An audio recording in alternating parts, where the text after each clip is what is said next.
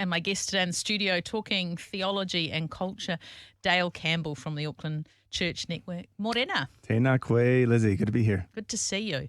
Okay, so we are talking a little bit of theology today, which is good. And I'm going to say, if you just sort of pitch it, if you're speaking to me, I'm not talking about my audience, theology for dummies, right? I'm just putting it out there. I need things in real basic layman's terms. So do I.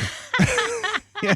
So when we say culture and theology, what are we even talking about, Dale? Well, I guess I had this notion, I'm a Yankee. I'm from the States. You are. Been here about 20 years almost.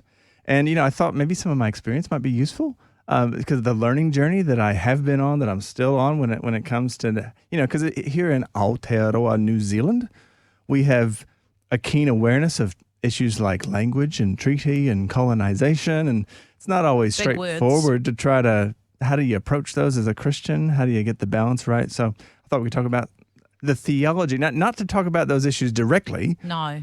There's racism back in the States and all sorts of stuff, but not to talk about those issues directly, but maybe the theology underneath. Yeah, and I think Does that make sometimes sense? it totally makes sense. And I think sometimes when you're someone from a different country and a different culture, you can sometimes offer a different perspective from those of us like myself who are born and bred here. Well, the main way that showed up for me is in pronunciation. Okay. So I didn't grow up with my neural pathways and synapses learning wangare.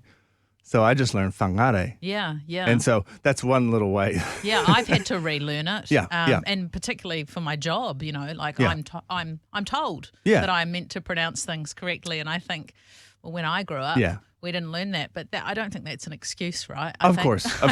But a little bit of mercy. Yeah, a little bit of mercy on yourself, Yeah. because I've kind of discovered that. I think always learning languages isn't my language. Do you know what I mean? Sure. Like it's a challenge, but it's a good challenge. The freshness does help. Yeah. So I mean, there's all these issues that we get into, and we sometimes, as Christians, we can tend to, I guess, take we want to be so biblical that we almost think that anything that anyone in the world is saying is bad, like to talk about oppressors and oppressed, we think, oh, that's Marxism. Well, it's actually biblical. Read Isaiah 58. You oppress all your workers.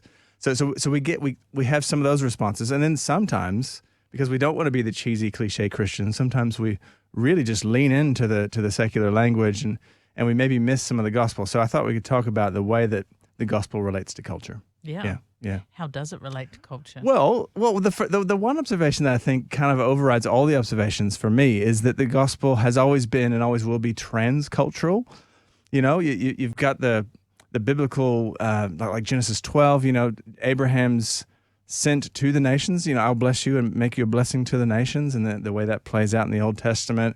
And you've got this moment in the book of Acts after Jesus comes and dies for the sins of the whole world, where the disciples say, are you going to restore the kingdom to Israel? Is it going to be about us again? And Jesus' first word of his mouth is actually no in the original language. So he said, you're going to be my witnesses to the ends of the earth. And across the book of Acts, you see the gospel going to women. I mean, even women, Lizzie. Yeah, even women. That's right. But all nations, all cultures, everyone is invited. And so the gospel is transcultural. There's not one culture that has ownership of the gospel. Yeah. And the gospel, both, I think this is a key thing for me, the gospel blesses and judges every single culture. Right. So no culture gets a free pass. Everything you do is wonderful. But also, every culture has at least a little bit of God in it. Yeah. You think about it, right? Yeah. He created all of us. Come on. I mean, every language, every tongue. Yeah. They're all going to be there in the end. Every culture. Reflected. Yeah. So I think it's very easy to be in your lane and forget that. That's right. God created all the languages. Yeah. I mean, just last night, I was at a Beacon Partnerships had a visiting scholar from Philippines, and there was scholars from various countries, and like there's like an Asia Bible commentary now, because all the commentaries have been so in the English speaking world, and so our ways of thinking, our language, and I was chatting afterwards to a guy who was looking at honor and shame in 1 Corinthians, and he like knows Mandarin and he knows Latin, or he knows a lot of languages. He's been doing all this research, and the way that you engage the issues from different languages kind of shapes things differently. So, but the temptation is for me to just think that my English, sort of European, Pakeha way of thinking, reading the Bible is the way. Yeah. My reading of the gospel is the reading of the gospel. And how did that work for you? I'm just thinking, you were saying you're a Yankee, you're an American. Yep. That was your culture. Yep. You've lived in New Zealand for over 10 years, 15 years? Almost 20. Almost 20. It's crazy. And did that impact, I don't know if you can answer this, did that impact the way that you've read the Bible now through a different cultural lens of living in New Zealand? I mean, there was a political shift, like I used to be a 2-issue voter in the States, a good Republican. And then I sort of explored the other end of the spectrum for a little bit, kind of annoyed some of my friends back home on Facebook and things. And I try now to transcend. I just believe that the kingdom is too big to fit in the left or the right. Yeah. And I love that. Yeah. So that means if you have that sort of principle, you're not getting hung up on all the stuff, right? Are you keeping the main thing? Well, you hope. You hope. And I think it's in some ways it's like decentering myself and my reading of the gospel. Like my reading is not the reading. And that's a really say that again. Say that again. It's this tension between knowing and unknowing. My reading is not the reading. We only have our perception and our experience in life, right? But that's all it is. I still think my reading is the reading sometimes. Yeah, well, especially when you get a revelation, totally. Right? And I mean, there's that tension, because we can know we are saved. We can know who God is because he came as Christ. We don't have to guess what God's like. We just look at Jesus. There's some real strong convictions we can have as Christians. But there's this need to have the unknowing as well. Because in the unknowing, there's movement, there's learning, there's openness, there's partnership with others, and you can read the Bible together, and they can see something that I missed. Yeah, amen. Right? Unknowing and mystery, right? We forget about that. Yeah. We want to... maybe we're looking at the pages of the book like most books and the text is black and white. Yeah. Except that it's not. No. Some Bibles have red in them. True. The words of Christ in red. Yeah, well, okay. I know. But your point's right. And I like this idea that, I mean, many of us will know that like when you read Te Pai Pera Tapu or you read, you listen to the way that Māori will read scripture, they will pick up on genealogy. They will pick up on land. Yep. They will pick up on interconnectedness and the way that the land, the way that Paul describes the land, the earth is groaning like a woman in childbirth. Yep.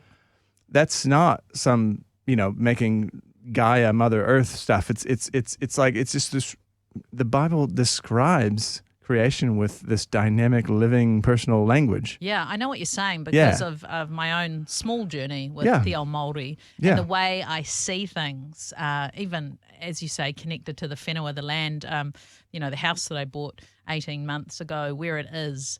I was born less than a kilometre from it. I grew up less than a kilometre from where I live, and I feel this huge connection to the land, the whenua. Totally. Turanga Waiwai, my place of belonging. Standing place, yeah. And I've understood that all through, good. The Māori way of looking at it. So there's so much in there. There's always going to be things in any culture. I mean, in my culture, there's individualism, there's scientism, there's consumerism, there's all sorts of isms, rationalism, and there will be things in any culture that need judging. But look at the way Paul acts in Acts 17. Paul wrote Romans 1, where he's judging the Roman world and their idolatry, but he can also stand up at Athens and quote their worship songs to Zeus. Like at 2 points, he quotes 2 different poems or songs, and he's saying, hey, when you say in him we live and move and have our being and we are his offspring, some of your poets, but that's actually a worship song to Zeus. Yeah. Hymn to Zeus. Wow, and that's in the Bible. we can sometimes say the good thing that we see about a culture before we feel like we need to critique it. Yeah. If that makes sense. Amen. Yeah. Great conversation and an encouragement to all of us to be open-minded. And what's that word you use? Transcultural. Transcultural. Yeah, that's the thing to embrace. Dale Campbell, Auckland Church Network, thank you for your time today. Thanks, Lizzie. Great conversation on theology. Thank you for watching. Hope you enjoyed it. Don't forget to click on like, subscribe, and notifications. See you next time.